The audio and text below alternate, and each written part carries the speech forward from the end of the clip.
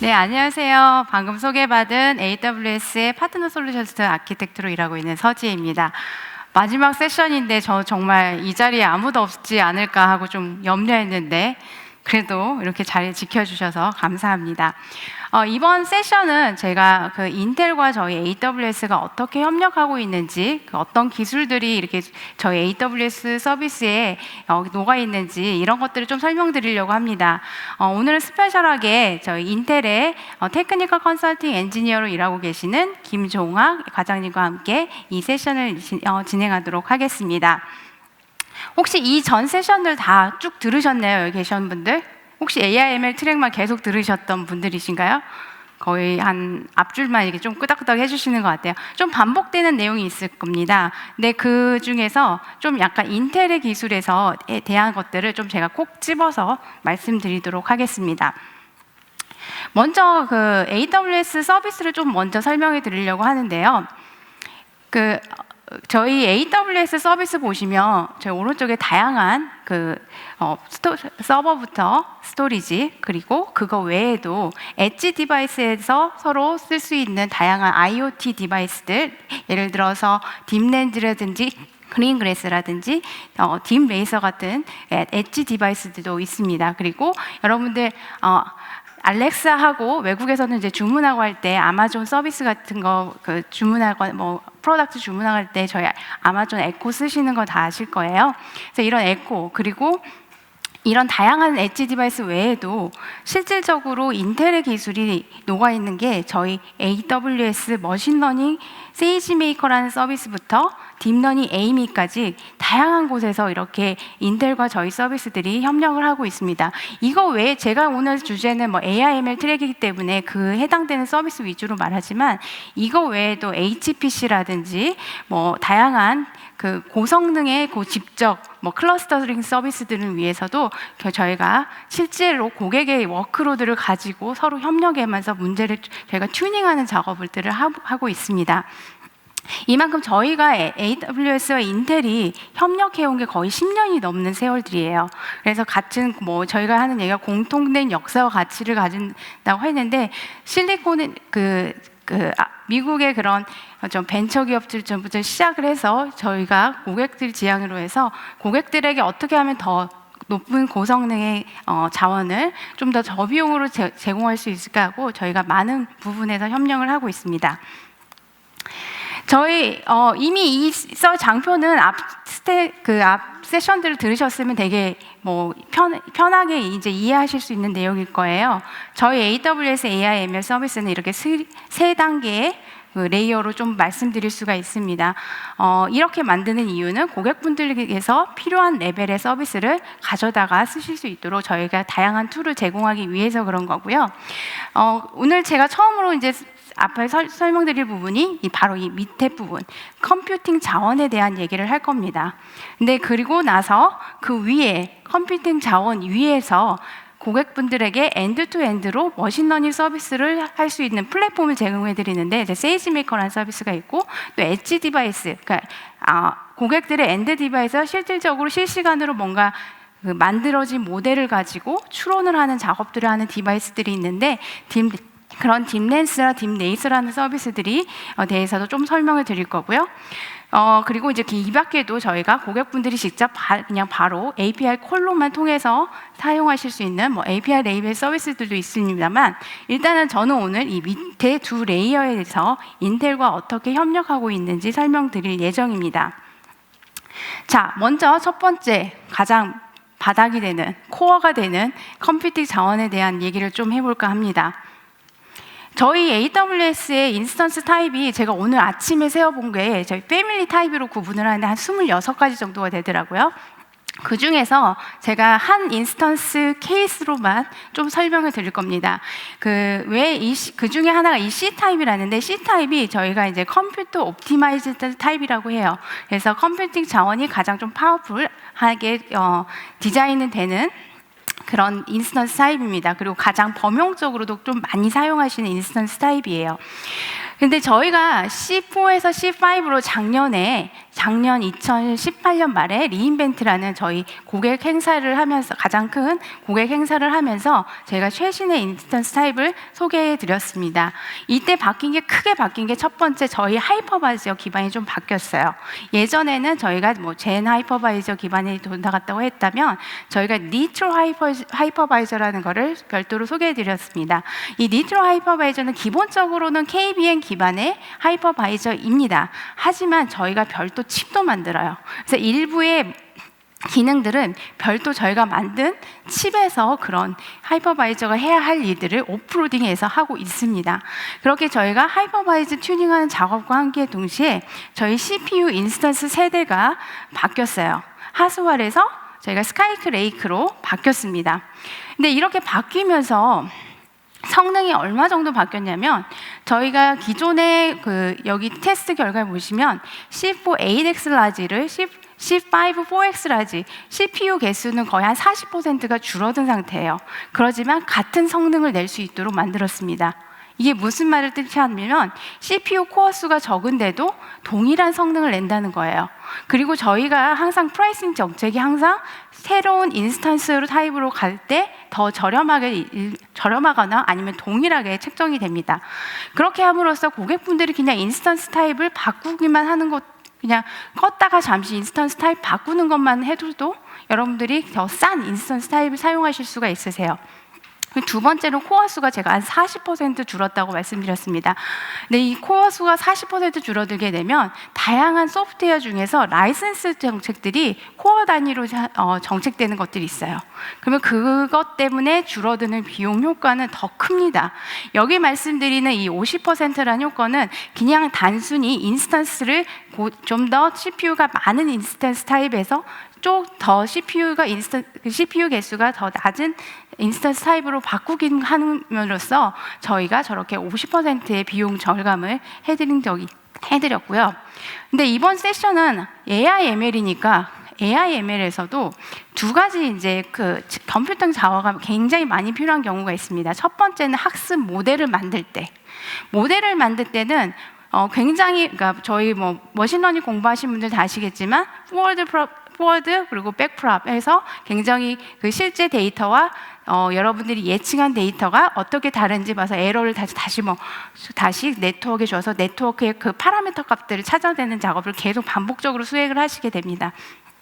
그런 때 모델을 만들기 위해서 이제 첫 번째 인스턴스가 컴퓨팅 파워가 필요하고, 두 번째로 많은 컴퓨팅 파워가 필요한 게 바로 이 인퍼런스 단계예요. 인퍼런스 단계라는 거는 이미 모델을 그렇게 해서 만들어셔서 이제 배포를 하시는 겁니다. 여러분들의 어플리케이션에 그 해당 기능을 바로바로 고객들이 리퀘스트를 날리면 그 정답을 만들어진 모델에서 정답을 줄 수 있는 로 하는 단계인데, 이때 추론이 굉장히 빨라야 돼요. 예를 들어서 어떤 웹페이지에 어떤 고객들이 로그인하는 패스에 따라서 뭔가 좋은 상품을 추천해드리고 싶은데 그 추천하는 게 굉장히 빨라야죠. 실시간적으로 좀 빨라야 고객들한테 좀 더 좋은 반응 속도를 줄 수가 있고 고객들이 그거에 따라서 좀 더 나은 쇼핑을 할 수 있을 겁니다.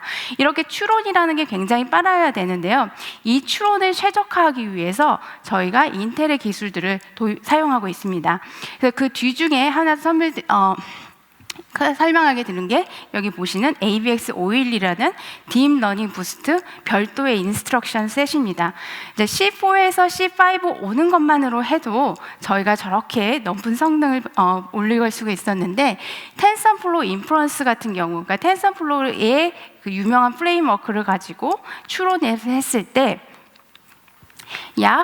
그 인스턴스 타입만 바꾸는 것만으로 해도 그 인퍼런스 추론하는 속도가 약 2배에서 3.8배 정도 증가하는 결과를 보였습니다. 여기 테스트하는 결과 보시면 아마 이미지넷이라고 해서 굉장히 많은 이미지들이 있어요. 그 이미지를 1000개의 분류로 나누는 문제들이 있는데, 이걸 누가 더 빨리 했나 하고 이제 저희가 컴피티션 같은 걸 하는데, 저희가 하는 게 아니라 그런 공식적인 기관에서 그런 컴피티션 합니다. 거기에 이제 유명하다고 그 좀 다 성능이 좋다고 나왔던 뭐 레스넷이라든지 알렉스넷 그리고 구글넷 뭐 이런 다양한 네트워크를 대고 인퍼런스 속도를 테스트했을 때 나왔던 저희 성능 차이에 대해서 저희가 실제로 벤치마크한 결과입니다. 이렇게 인스턴스 타임만 바꾸는 걸로 해도 저희가 고객분들이 좀 더 저렴한 가격으로 더 빠른 인퍼런스를 할 수 있도록 도와드리고 있는데요. 올해 6월에는 이제 그 스카이레이크스에 대해서 좀 더 나은 캐스케이드 레이크라는 제2세대 스케일러블 프로세서를 출시를 했습니다.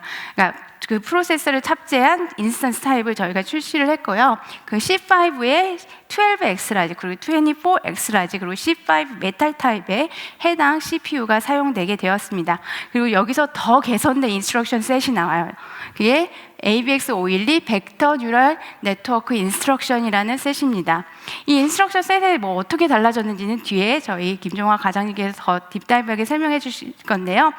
어쨌든 중요한 거는 그 CNN 같은 딥러닝을 할 때 조금 더 빨리 인스트럭션을 처리할 수 있도록 새로운 인스트럭션 셋이 추가되었다라고 생각하시면 될 것 같습니다.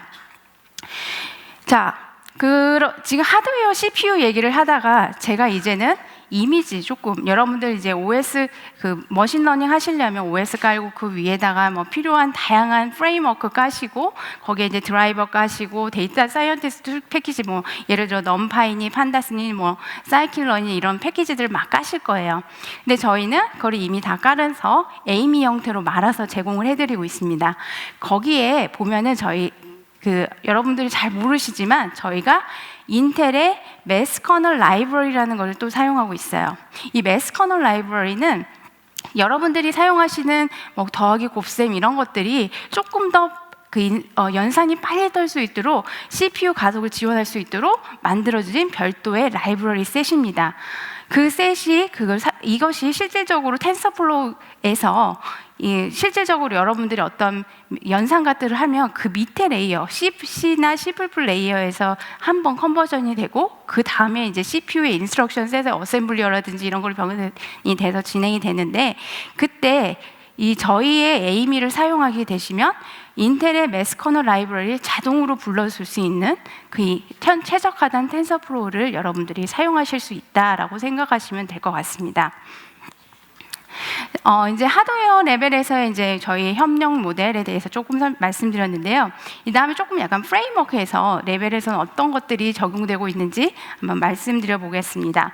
앞단에서 세이지메이커는 어떤 서비스인가라고 이미 다 설명을 드렸을 거예요. 세이지메이커는 여러분들이 데이터 준비하고 수집하고 그리고 개발 코딩하고 그 다음에 학습시키고 학습된 모델을 여러 번 반복해서 다시 학습하고 이걸 실제로 운영해야 디플로이하는 엔드투엔드 머신러닝 사이클을 자동화해주는 플랫폼입니다.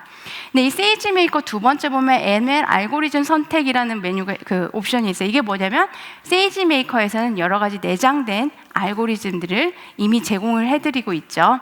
근데 작년 리인벤트 때 저희가 추가한 알고리즘 군이 있어요. 그게 바로 뭐냐면 강화학습입니다. 리인포스먼트 러닝이라고 하는 강화학습 패키지들을 저희가 추가를 했어요. 근데 실질적으로 크게 두 가지 분류에서의 그 리인포스먼트 러닝 라이브러리를 제공하고 있는데 하나가 저 오른쪽에 가운데 보이시는 게 버클리에서 제공하는 이제 레이라는 리인포스먼트 러닝 툴킷이라고 생각하셔도 되고 이미 내장된 알고리즘이라고도 생각을 하시면 될 것 같습니다. 그걸 제공을 해드리고 그 다음 또 하나 제공하고 있는 게 바로 인텔에서 만든 강화학습용 코치 라이브러리예요. 이게 어디 쓰이냐면 제가 마지막에 소개시켜드릴 딥레이서라는 서비스에서 저 해당 알고리즘을 사용해서 실질적으로 모델을 만들었습니다. 그래서 실질적으로 이렇게 보시면 보시면 DeepQM, PPO, A3C 이런 것들이 실질적으로 지금 강화학습계에서는 되게 핫하다는 알고리즘들 중에 하나예요. 저희 딥레이서에는 PPO라고 해서 Proximal Policy Optimization이라는 알고리즘이 사용이 되어 있습니다. 그래서 저희 그 딥레이서 샘플 코드를 제가 조금 뜯어왔는데요. 딥레이서 보시면 첫 번째 보시는 라인이 그 빌트인된 리인포스먼트 러닝 알고리즘을 불러오는 부분이에요. 그 중에서도 저희가 클립트 PPO라는 알고리즘을 사용한다라고 정의한 부분이 있고요. 두 번째 보시면 오픈 AI 짐에 관련된 뭔가 라이브러리를 불러오는 부분이 보이실 거예요. 오픈 AI 짐이라고 하면은 강화학습에서는 빠질 수 없는 강화학습을 실제로 뭐 개발하고 또 비교해보고 이러는데 사용되는 툴킷입니다. 그런데 그 오픈 AI 짐도 이미 인텔 RL 코치에 인티그레이션 되어 있고요. 그리고 마지막 부분에 보시면 텐서플로우 비슷비슷한 코드를 불러오는 것부터 보실 수가 있어요. 이 마지막 부분이 보시면 인텔에서 옵티마이즈한 텐서플로우 코드가 있습니다. 그냥 텐서플로우가 아니라 텐서플로우 코드가 인텔의 CPU에서 잘 돌아갈 수 있도록 만들어 놓은, 다시 재컴파일을 해놓은 인텔 버전의 텐서플로우가 있어요. 그래서 여러분들이 저 버전을 갈아서 사용하시게 되면 실질적으로 뭐 저 다양한 인텔의 뭐 인스트럭션 셋들이 있는데, 그런 인스트럭션 세트를 정말 잘 활용해서 정말 한 코어에 그 작업이 몰린다거나 뭐 싱글 스레드로 돌아간다거나 아니면 일이 잘 분산되지 않거나 하시는 염려 없이 사용하실 수가 있습니다. 그리고 그 알고리즘을 사용한다고 하면 여러분들은 저렇게 보시는 것처럼 네트워크를 어떤 걸 쓸지, 여기 같은 경우는 CNN 네트워크니까 뭐 컨볼루션 내리얼 네트워크 뭐 어떤 인풋 채널 모양으로 쓸지, 그리고 어떤 하이퍼 파라미터들을 사용할지 이렇게 정의하셔서 그냥 머신러닝 알고리즘을 돌리시기만 하면 돼요. 그래서 여러분들이 구현해서 코드 바이 코드 라인, 뭐 네트워크 레이어를 정의하고 하실 필요가 없이 저렇게 하이퍼 파라미터만 몇 개 넣어주시고 대략적인 네트워크 레이어를 구현을 해주시면 바로 여러분들만의 별도의 머신러닝 모델을 만들어 보실 수가 있습니다. 자, 이런 만들어진 모델을 가지고 이제 엣지 디바이스라고 하죠. 이제 실질적으로 고객들과 이제 인터랙션할 디바이스에 디플로이를 하실 수가 있어요. 이 딥렌스 같은 경우는 저희가 2017년도 리인벤트에서 발표한 서비스입니다. 그래서 앞에 카메라가 고성능의 카메라가 달려 있고 그 컴퓨터에는 바로바로 추론을 할 수 있는 딥러닝 엔진이 같이 설치되어 있어요. 물론 저희가 여러분들이 패키지 뜯어서 바로 뭘 테스트해 볼 수도 있도록 여러 가지 샘플 예제도 넣었지만, 여러분들이 직접 만드신 모델, 방금 말씀드린 세이지 메이커에서 만든 다양한 모델들을 이렇게 디플로이해서 여러분들이 원하시는 모델 추론 작업들을 하실 수가 있습니다. 또 그리고 이 딥렌즈 안에는 그린그레이스가 있어요. 그래서 람다를 그냥 콜링하셔서 트리거 하실 수 있도록 사용하실 수도 있습니다. 그런데 이 디바이스 안에 보시면 저렇게 저희가 인텔의 기술이 또 녹아있는 게 보이십니다. 저기 CLDNN이라고 해서 인텔의 그래픽 칩에서 좀 더 빠르게 딥러닝을 처리할 수 있도록 하는 별도의 라이브러리들이 이미 저희가 사용을 하고 있어요. 그리고 지금 인텔 딥러닝 디플로이먼트 툴킷이라는 것도 있는데, 이거는 아마 뒤에 오픈비노라는 툴킷에 대해서 자세히 김종화 과장님께서 설명을 해주실 겁니다. 근데 거기에서 실제 컨셉만 말씀드리면 저렇게 엣지 디바이스들은 프로세스가 크지 않아요. 좋은 것들이 아니에요. 뭐 보통 아톰 기반의 이런 프로세서이기 때문에 그런 프로세서에서 빨리 인퍼런스를 그러니까 추론을 할 수 있도록 그 모델을 좀 사이즈를 작게 조금 연산을 줄여주는 작업을 하는 그런 작업들을 하게 돼서 재콤파일을 해서 모델을 만들게 되는데, 그때 사용되는 툴킷이라고 생각하시면 될 것 같습니다. 그래서 뭐 딥렌즈를 사용하시는 뭐 예예요. 뭐 많이 쓰시는 것 중에 하는데, 이미지 가지고 하실 수 있는 거, 예를 들어서 이게 어떤 아이템인지, 어디 그림의 어디 부분에 어떤 오브젝트가 있는지 얼굴을 찾아낸다든지, 이게 지금 뭐 하는 장면인지 알아낸다든지, 그리고 예를 들어서 이미지를 좀 뭐 어떤 아티스틱하게 그림을 트랜스퍼 러닝해서 다른 이미지로 변환시켜 준다든지, 클래시피케이션 해준다든지, 이런 다양한 예제로 딥렌즈를 사용하실 수가 있습니다. 이거 외에도 원하시는 게 있으시다면 세이지 메이커에서 직접 만드셔서 디플로이 하실 수가 있으세요. 자, 그리고 이제 제가 마지막으로 좀 설명드릴 서비스 중에 하나입니다. 서비스입니다. 바로 딥레이서라는 서비스예요.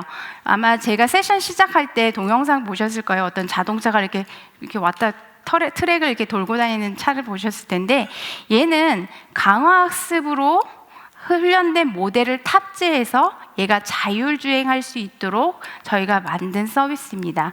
실제로 뭐 3가지 구성 요소 있다고 저희가 얘기를 드리는데, 첫 번째는 자동차예요. 이제 자동차를 저희가 실질적으로는 18분의 1 스케일의 RC카입니다. 근데 그 RC카 위에 인텔의 프로세서 칩, 아톰 프로세서 칩을 장착한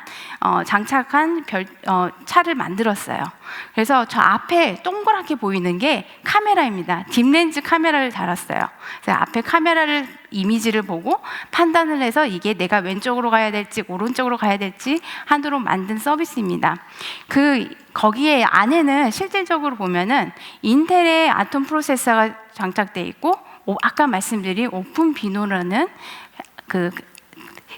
디바이스 파워가 낮은 데서 빨리 인프런스를 할 수 있도록 만든 별도의 툴킷이 설치되어 있고요. 그리고 로보틱스에서 많이 쓰시는 라이브러리 툴킷인 바로 로스카이네틱도 같이 설치돼서 사용되고 있습니다. 그리고 두 번째로는 이 딥네이서라는 거는 콘솔에서 저희 AWS 콘솔 서비스에 들어가셔서 직접 보실 수가 있어요. 왜냐하면 이제 모델을 만드셔야 되잖아요. 여러분만의 모델을 만들기 위해서 여러분들이 이제 뒤에서 설명드리겠지만 강화학습에서 보상 체계라는 것들을 설계를 해주시게 됩니다. 근데 그 보상 체계를 프로그램할 수 있는 저희가 인터페이스를 만들어 드리는데, 실질적으로 그 뒷단에서 일어나는 거는 저희의 로보메이커와 세이지메이커라는 서비스를 불러서 동작을 하고 있고, 아까 말씀드린 대로 강화학습 라이브러리 툴킷인 인텔의 리인포스먼트 러닝 코치 라이브러리를 통해서 학습을 하게 되어 있습니다. 그리고 이 딥네이서는 저희가 실질적으로는 서밋이나 지금 온라인 상에서 저희가 오피셜한 경기를 계속 열고 있어요. 그래서 저 경기에 좋은 성적을 내신 분들은 저희가 2019년 리인벤트에 초대하는 그런 행사를 진행하고 있습니다. 근데 이제 제가 딥네이서가 어떻게 동작하는지 잠깐 간략하게 설명드리면, 저렇게 인풋 이미지를 얘가 1초에 15장 정도 찍어요. 그 다음에 1초에 15번의 판단을 합니다. 근데 그 판단을 하는 거는 이제 여러분들이 세이지메이커나 그래서 만들어 놓은 그 모델을 가지고, 실제적으로는 저희가 CNN 네트워크로 구성되어 있는 모델을 가지고 얘가 어떤 액션을 할 때 더 좋은 건지 아웃풋 프로버빌리티로 나오는 겁니다. 그래서 그 중에서 가장 높은 프로버빌리티를 주는 애한테 방향으로 동작하는 건데, 자, 1초에 15장을 처리를 한다는 게 얼마나 컴퓨터한테 어마망창한 일인지 제가 한 예를 들어서 CNN에 동작하는 원리를 좀 설명드리면서 말씀드리려고 합니다. 자, CNN 아키텍처 조금 다 아실 부분도 있겠지만, 조금 제가 얘기 반복적으로 좀 할 수 있겠지만, 컨볼루션이라는 거는 실질적으로 매트릭스 연산인데 곱하기 더하기로 되어 있어요.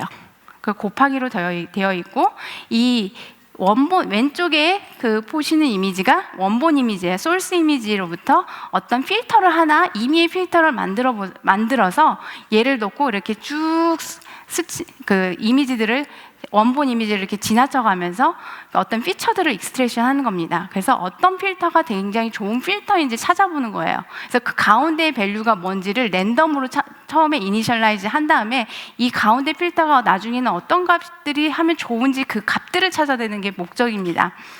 근데 어쨌든 이렇게 곱하기를 하다 보는데, 이 필터를 하나의 필터로는 당연히 모든 이미지의 피처들을 찾아낼 수가 없겠죠. 그래서 보통 레이어에마다 수십 개, 수백 개의 필터를 저렇게 가지고 사용을 합니다. 그러면 CNN 아키텍처 중에서 이거는 깊지도 않은, 그냥 일반적으로 좀 쓸 수 있다라고 하는 이제 몇 가지 네트워크를 예를 들자면, BGG19 같은 경우에는 19은 컨볼루션의 네트워크 레이어가 몇 개 있느냐를 기준으로 해요. 그래서 BGG19 같은 경우는 19개이지만 실질적으로는 컨볼루션 레이가 컨볼루션 한 다음에 이제 액티베이션 렐루 이렇게 하는 스텝이 있습니다. 그래서 두 레이어로 돼 있고, 뭐 저기 FC 같은 경우는 fully connected 네트워크는 fully connection, activation, 뭐 드랍 뭐 이런 식으로 구성이 되어 있는데, 넘버 오브 레이어로 하면 하여튼 46개의 레이어가 있어요. BGG19에만. 그리고 거기에 파라미터, 아까 그 네모칸 안에 있는 숫자, 여러분들이 찾으셔야 하는 그 숫자 개수만 해도 지금 14만 개 정도가 됩니다. 이거는 깊다는 네트워크도 아니에요. 레슨의 512 같은 경우 512개의 컨볼루션 레이어가 있는 게 512입니다. 근데 이 BGG19이 19개밖에 안 되니까 얼마나 작은 네트워크라고 생각이 이제 감이 오시겠죠? 근데 이 BGG19을 하는 데만 해도 여러분들이 찾으셔야 하는 파라미터가 14만 개고, 그 14만 개를 가지고 여러분들이 곱하기 더하기를 인퍼 추론 단계에서 하시는 거야. 그 값이 이미 찾아지는 거는 이제 모델에서 찾는 거고, 그 찾은 값을 가지고 인퍼런스 하는 데 그냥 이용하시면 되는데, 그거를 14만 개의 그 웨이트 값들을 어떻게든 계속 곱해서 계속 사용을 하셔야 됩니다. 그래서 이것들을 엣지 디바이스에서 바로 처리를 하려면 너무 힘들어요. 아톰 프로세스 같은 거에서 이걸 다 처리를 하려면 뭔가 정말 효율적인 방법이 필요합니다. 모델 사이즈만 해도 지금 제가 넘어가 버렸는데 한 500메가 정도였어요. 굉장히 큰 사이즈입니다. 뭐 라스베리 이런 거 생각해 보세요. 거기에 있는 메모리가 있어봤자 얼마나 크겠습니까? 그런데 모델 하나가 저렇게 크면 굉장히 부담스럽거든요. 그래서 인퍼런스 단계에서는 이미 찾아진 값들을 사용만 하면 되는 단계인데, 이때는 조금 모델을 옵티마이즈하는 방식들이 사용될 수가 있습니다. 그래서 모델 옵티마이제이션이라는 게 어떻게 일어나줄 수 있냐면, 첫 번째는 네트워크 레이어를 줄이시는 거예요. 예를 들어서 이제 컨볼루션 하게 되면 일반적으로 컨볼루션 레이어가 곱하기 더하기 하신 다음에 배치 노멀이라 하세요. 배치 노멀이라고 하는 것은 약간 중간값, 민값으로 약간 노멀라이즈 하는 하는 프로세스가 있습니다.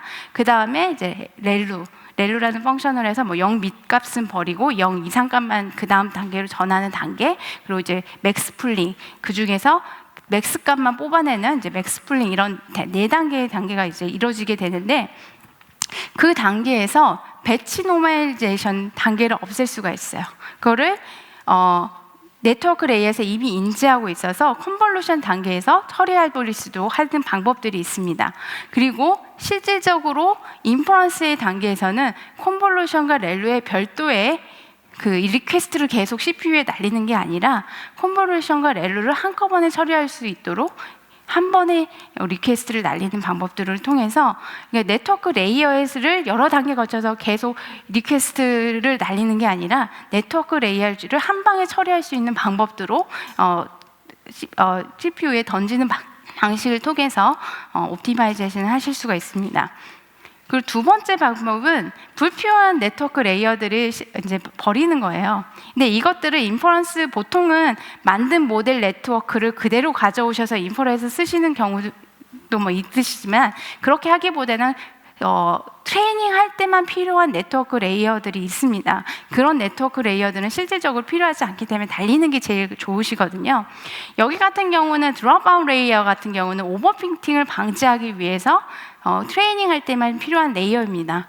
그래서 인퍼런스 단계에서는 해당 단계를 없애는 게 좋습니다.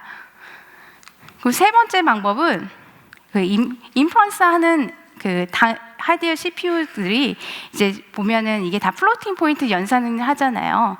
그러면 32비트 연산, 플로팅 포인트가 32비트로 표현을 할 수가 있는데, 이거를 조금의 프리시즌, 뭐 이렇게 정확도는 조금 로스를 하더라도 그거를 8비트로 바꿔서 처리하는 방식입니다.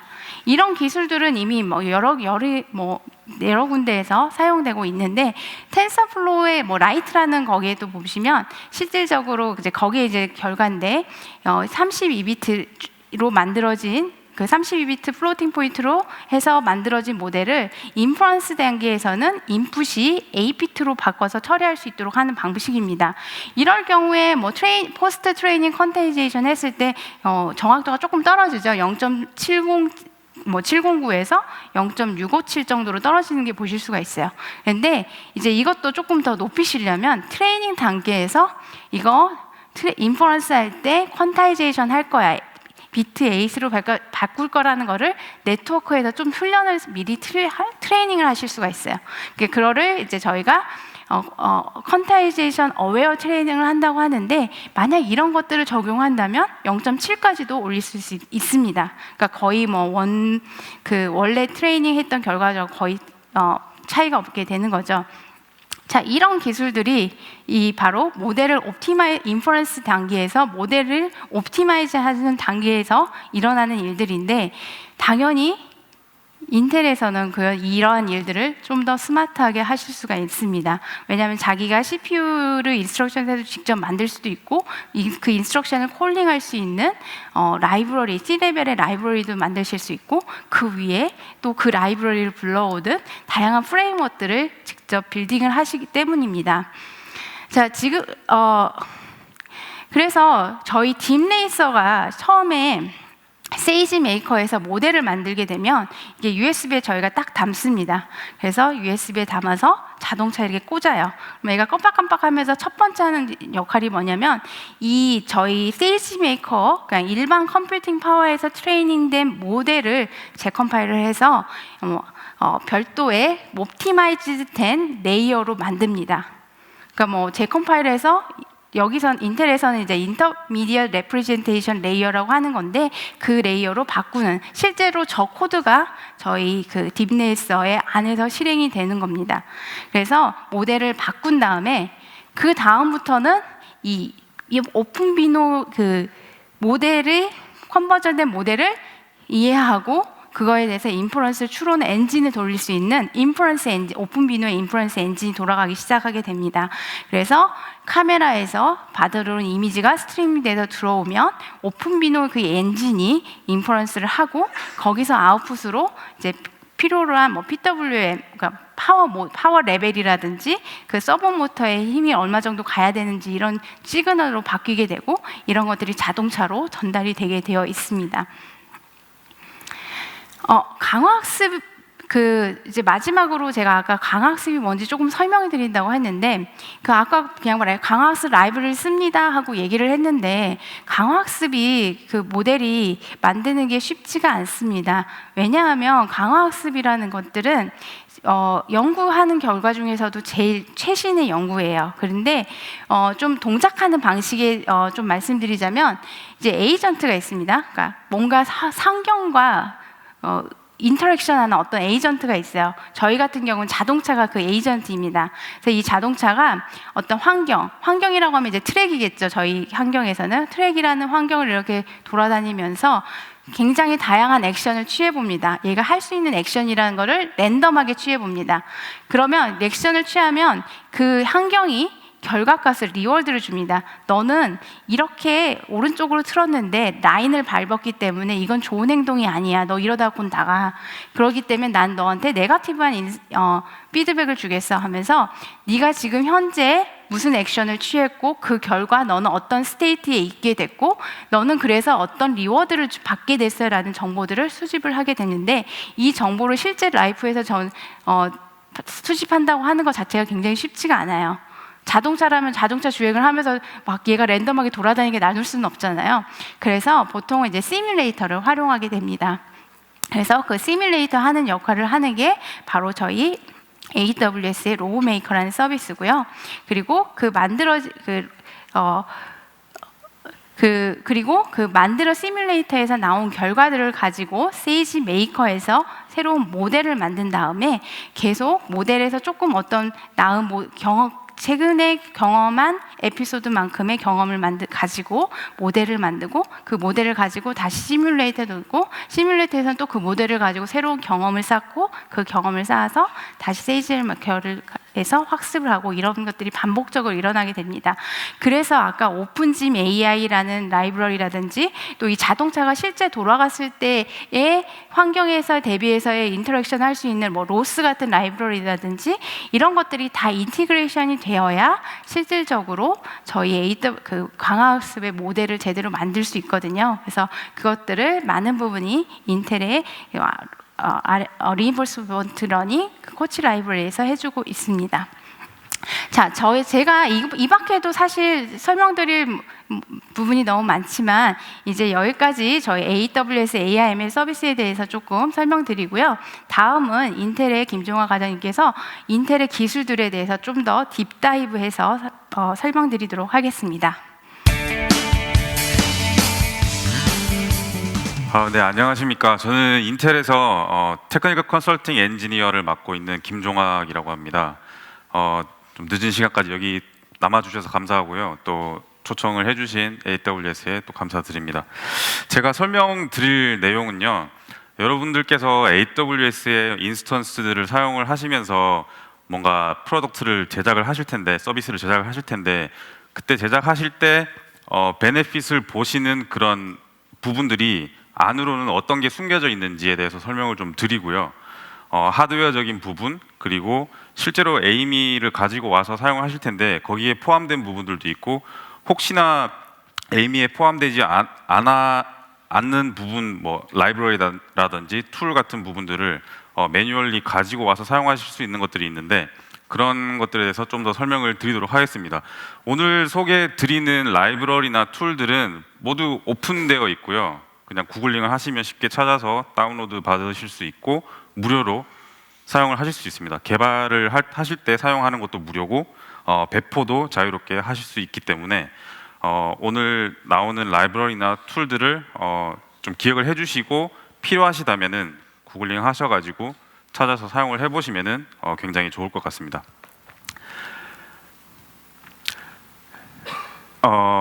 인텔에서는 머신 러닝을 위해서 어떠한 서비스들을 하고 있는지, 그리고 포트폴리오가 어떻게 되고 있는지를 보여주는 장표인데요.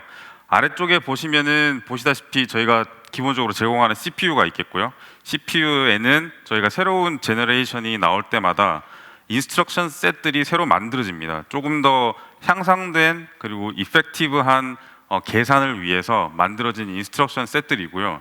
그런 인스트럭션 셋들을 조금 더 손쉽게 코드 수정이 없이 자동적으로 가져다가 사용을 하실 수 있게 만들어주는 툴들도 같이 제공을 해드리고 있습니다.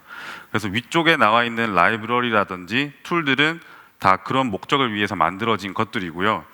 주황색 네모칸 안에 들어있는 것들이 오늘 제가 설명을 드릴 부분입니다.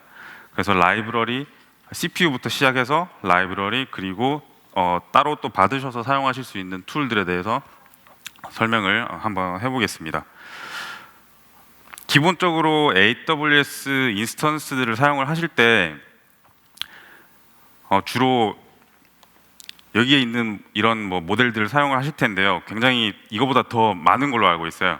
근데 그 중에서도 이 안에도 저희가 인텔 CPU들이 다 들어갑니다. 서버용 CPU들이 다 들어가는데, 특히 이제 C5 인스턴스 쪽에 가장 강력한 성능의 CPU가 탑재가 됩니다. 왜냐하면 계산량이 굉장히 많고 사용자분들이 조금 더 높은 성능을 요구를 하기 때문에 C5 쪽에 들어가는 CPU들이 가장 강력한 성능을 가졌다고 생각을 하시면 되고요. 이번에 새로 나온 이제 C5 12X 라지, 24X 라지 메탈 인스턴스 같은 경우에는 저희가 새로 나온 2세대 스케일러블 프로세서가 장착이 됩니다. 그래서 기본적으로 아까 서지혜 님께서 말씀하셨듯이 새로운 인스턴스, 새로운 모델이 나올 때마다 코스트 세이빙이 조금 더 되는 효과가 있습니다. 그래서 이런 인스턴스로 이동을 하시는 것만 해도 조금 더 코스트 세이빙이 되고 좀 더 이펙티브하게 어떤 서비스를 만드실 때 사용을 하실 수 있을 거라고 생각이 됩니다. 그래서 기본적으로 그냥 제너럴하게 말씀드리자면 33% 정도의 이제 전체적인 서비스에 대해서 인스턴스 리소스와 그리고 프로세서 자원이 이전 모델에 비해서 증가됐다고 생각을 하시면 조금 쉽겠습니다. 자세한 내용에 대해서 좀 더 이제 설명을 드리겠습니다. CPU가 새로 나올 때마다 안에는 뭐 이렇게 스펙이 업그레이드가 되는데요. 이번에 저희 제2세대 스케일러블 프로세서가 나오면서 조금 더 집중을 한 부분은 딥러닝에 대해서 좀 더 집중을 했습니다. 그래서 딥러닝에서 자주 사용되는 이러한 시츄에이션들에 대해서 좀 더 빨리 계산을 제공을 하기 위해 업그레이드 된 부분들이 있는데요. 기본적인 스펙 업그레이드 부분은 여기 나와 있듯이 소켓은 8개까지 한 번에 꽂을 수가 있습니다. 그래서 한 노드 안에 8개의 CPU가 장착될 수 있는 그런 스케일러빌리티가 생겼다고 생각을 하시면 되고요. 프리퀀시 같은 경우에는 터보 부스트를 사용을 하시면 4.4GHz까지 올라가고요. 그리고 8개의 소켓을 꽂으셨을 때 36TB까지 메모리를 지원을 합니다.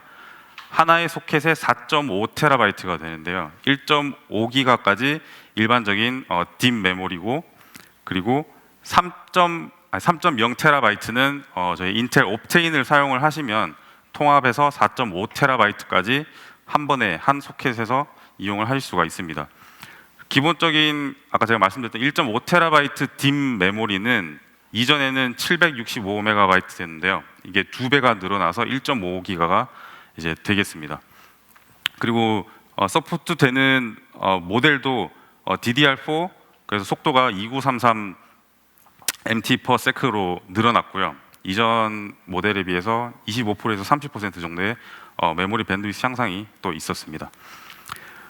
그리고 또 중요하게 보셔야 되는 부분이 아까도 계속 나왔던 VNNI라는 부분인데요.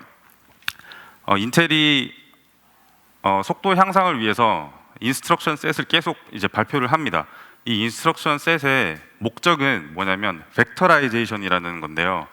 이게 for loop으로 뭐 간단하게 덧셈을 할 수 있는 그런 코드를 만약에 짜놓으셨을 때 이걸 한 번에 뭐 32비트짜리 베리어블을 한 번에 가져다가 이렇게 계산을 하도록 사실 코드는 그렇게 짜여 있어요. for loop으로 뭐 0번부터 31번까지 해서 32개의 계산을 차례차례 해라라고 코딩을 그렇게 해놓으셔도 사실 CPU에서는 얘가 순서에 상관없이 계산이 되어도 괜찮은 코드라면 벡터라이제이션이라는 걸 하고 싶어요.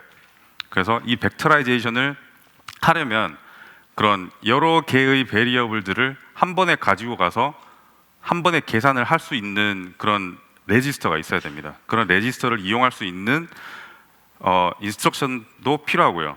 근데 그런 것들이 계속 발전이 돼서 제너레이션마다 새로 나오고 있습니다. AVX 512 같은 경우에는 위에 보시면 AVX 512 인스트럭션이라고 되어 있는데요. 지금 딥러닝에서 많이 이용되고 있는 32비트 인퍼런싱을 위해서 AVX 512에서도 32비트 인퍼런싱을 위한 512비트짜리 인스트럭션을 제공을 합니다. 그게 AVX 512 예전 셋이었고요. 그때는 지금 이제 인트 8으로 퀀타이제이션을 해서 32비트짜리 결과를 얻으실 때, 왜냐면 이걸 하시면은 약간 살을 주고 뼈를 깎는다고 하죠. 애큐러시를 조금 내리면서 퍼포먼스에서 많은 이득을 가져옵니다. 그런 계산을 하실 때 사용될 수 있는 인스트럭션 셋인데요. 이전에는 인트 8을 가지고 와서 한번 계산을 합니다. 그리고 인트 16으로 바꾸고요. 그리고 인트 16끼리 또 계산을 해서 다시 플로팅 포인트 32까지 이제 만드는 계산을 거칩니다.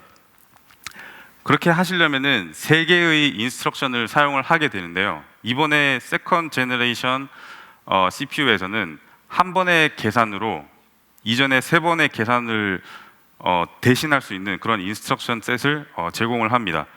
그래서 인트 8을 가지고 와서 인트 32까지의 아웃풋을 내는데 한 번의 인스트럭션만 사용을 하기 때문에 이전보다 한 사이클로 계산할 수 있는 양이 약 2배에서 3배까지 늘어난다고 생각을 하시면 되겠습니다. 이 부분이 다 녹아 들어가 있는 게 인텔의 라이브러리들이고요. 이 라이브러리들을 이용을 해서 또 프레임워크를 더 발전시키고 그런 프레임워크를 가져다가 사용을 하시면 이 기술까지 자동으로 이용을 하시는 게 되겠습니다. 그래서 이런 기술들을 하드웨어가 제공을 하고요. 이런 프레임워크들이 위에 제공되는 프레임워크들이 인텔의 로우 레벨 라이브러리들을 가져와서 인테그레이트이 됩니다. 인테그레이트이 돼서 사용자분들께서 직접 뭐 AVX 512, VNNI를 사용을 해라라고 코딩을 하지 않으셔도 사용할 수 있게 만들어져 있어요. 그래서 저런 부분들을 사용을 하시면 특정 펑션 같은 경우에는 많게는 14배까지 성능 향상을 보실 수가 있게 되겠습니다. 그리고 아까 설명드렸듯이 인텔에서 꼭 CPU만이 아니라 이렇게 항상 라이브러리들이랑 툴도 같이 제공을 하는데요. 오늘 라이브러리에 대해서도 몇 가지 소개를 드리도록 하겠습니다. 인텔 라이브러리가 어떻게 짜여져 있냐면 사실 아까 말씀드렸던 그런 인스트럭션 셋들을 직접적으로 이용하기 위해서는 굉장히 로우 레벨로 코딩을 하셔야 됩니다. 그 로우 레벨 코딩이 인텔 인트린식이라는 게 있는데, 이 인텔 인트린식 코딩은 굉장히 단순한 계산, 굉장히 단순한 액티비티를 코딩을 하나하나 다 해줘야 하는 그런 코드입니다. 가령 덧셈을 하나 하시려면 어떤 레지스터에다가 어떤 값을 넣고, 그러니까 add를 스토어를 하시든지, 스토어를 하고 add를 하고 시프트를 하고 무브를 하고 다시 스토어를 하고, 이런 하나하나의 스텝들을 다 인트린식으로 짜주셔야 되는데, 그 인트린식을 짜시면서 AVX512, VNNI를 가져와서 이용을 해라, 이런 식으로 사실 코딩을 다 해주셔야 됩니다. 근데 그런 코딩을 직접 하시기에는 일이 너무 많고 거의 불가능에 가깝기 때문에 이런 일련의 과정들을 다 대신 해놓은 라이브러리가 존재합니다. 그래서 이런 라이브러리들의 사용을 적극 권장을 드리는 건데요. 그래서 예를 들자면은 인풋으로 매트릭스 멀티플리케이션을 해야 하는 경우에 그런 인풋이 딱 들어오면 라이브러리가 현재 플랫폼이 어떤 건지 확인을 합니다. C5 인스턴스 같은 경우에는 세컨드 제너레이션 스케일러블 프로세서를 사용하니까 얘는 인텔 AVX512 VNNI까지 지원을 해, 아니면 아톰 프로세서 같은 경우에는 SSE 4.2까지를 지원을 해 하면 인스트럭션 셋의 범위가 정해집니다. 얘는 SSE 4.2, 얘는 AVX512. 그래서 AVX512라고 이제 확정이 되면 얘는 AVX512까지 이용을 할 수 있는 프로세서네, 그럼 매트릭스 멀티플리케이션을 할 때 AVX512를 사용한 인트린식 코드를 이용을 하자. 그래서 저 부분에서 최적의 계산 어셈블리 호출, 저 부분에서 AVX512를 이용을 하는 어셈블리를 호출해 줍니다. 그러면 이제 자동적으로 AVX512를 이용을 하기 때문에 벡터라이제이션이라는 게 자동적으로 되겠죠. 그리고 실제로는 벡터라이제이션을 하기 전에 그 벡터라이제이션이 실제로 이행될 수 있게 메모리 얼라인먼트도 같이 진행하게 됩니다. 그리고 벡터라이제이션이 마무리가 되면 얘가 몇 개의 코어를 가지고 있고 이 코어를 어느 정도 사용할 수 있는지 또 파악을 하기 때문에 이 펑션 자체를 멀티 스레딩 할 수 있는 펑션이라는 게 판단이 되면 자동으로 멀티 스레딩을 해주기도 합니다. 그래서 벡터라이제이션에서 예를 들어 512비트짜리 벡터라이제이션을 사용을 하셨으면 32비트 계산 같은 경우에는 16개의 계산을 한 번에 하는 게 되는데요. 그래서 벡터라이제이션에서 16배, 그리고 패러럴라이제이션에서 멀티 스레딩으로 만약에 코어를 4개를 이용을 하면 4개, 그래서 총 16배 곱하기 4배 해서 64배 정도의 퍼포먼스 부스트가 일어나게 됩니다. 그래서 인텔 라이브러리를 사용을 하시면 코드를 정말 몇 줄만 바꾸셔도 굉장한 퍼포먼스 베네핏을 보시는 경우가 많아요. 그래서 혹시나 사용을 하시지 않는 부분이 있으면 한번 사용을 해보시면 굉장히 좋을 것 같습니다. 앞에 나오는 라이브러리들이 다 이런 원리를 이용한 라이브러리니까 그렇게 참고를 하시면 되겠습니다. 인텔 데이터 애널리틱스 엑셀러레이션 라이브러리라는 게 있습니다. 이 라이브러리는 데이터 사이언스를 하시면서 이제 이용이 될 수 있는 일련의 이런 스테이지들에 대해서 전처리나 변형, 가공, 분석, 모델링, 그리고 입증, 판단의 스테이지에 있어서 수많은 계산 펑션들이 이용이 되는데요. 이 계산 펑션들을 단순하게 불러와서 사용하실 수 있게 지원을 해주는 라이브러리입니다. 이 라이브러리는 C++, 자바로 짜여져 있는데 저희 인텔 이따가 말씀드릴 텐데 인텔 파이썬이 또 따로 있어요. 인텔 파이썬 안에 또 포함이 되어 있어서 파이썬을 사용하시는 분들도 달이라는 라이브러리를 기억해 놓으셨다가 사용을 하시면은 이런 부분에서는 굉장히 좋으실 것 같습니다. 여기 보시면 이제 인텔 디스트리뷰션 포 파이썬이라는 게 있는데요. 일반적으로 파이썬을 그냥 아나콘다에서 이렇게 사용을 하실 텐데 거기에 인텔 리파지토리가 또 따로 있습니다. 그래서 인텔에서 디스트리뷰트하는 파이썬이 따로 있어요.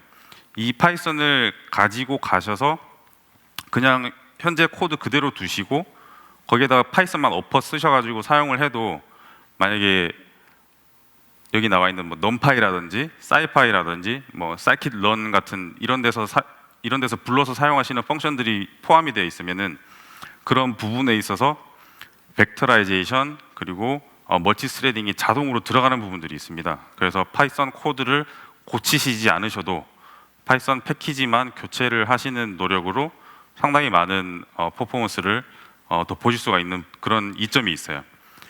그리고 아까 말씀드렸다시피 얘로 뭐 코딩을 하시고 배포를 하셔도 아무 상관이 없고요. 그냥 일반 파이썬 쓰시는 것처럼 얘도 그냥 그대로 사용을 하시면 되겠습니다. 그리고 아까 잠시 소개가 됐던 MKL-DNN이라는 라이브러리인데요. 얘는 오픈 소스로 나와 있어요. 그리고 인텔 매스커널 라이브러리에서 뉴럴 네트워크 부분만 빠져나와서 따로 이렇게 오픈 소스화된 그런 라이브러리인데요. 이 라이브러리가 현재 딥러닝 프레임워크들에 굉장히 많이 들어가고 있어요. 그래서 뭐 텐서플로우 같은 경우에도 인텔 버전 텐서플로우가 있는데 이 인텔 버전 텐서플로우는 MKL-DNN이 포함된 그런 버전입니다.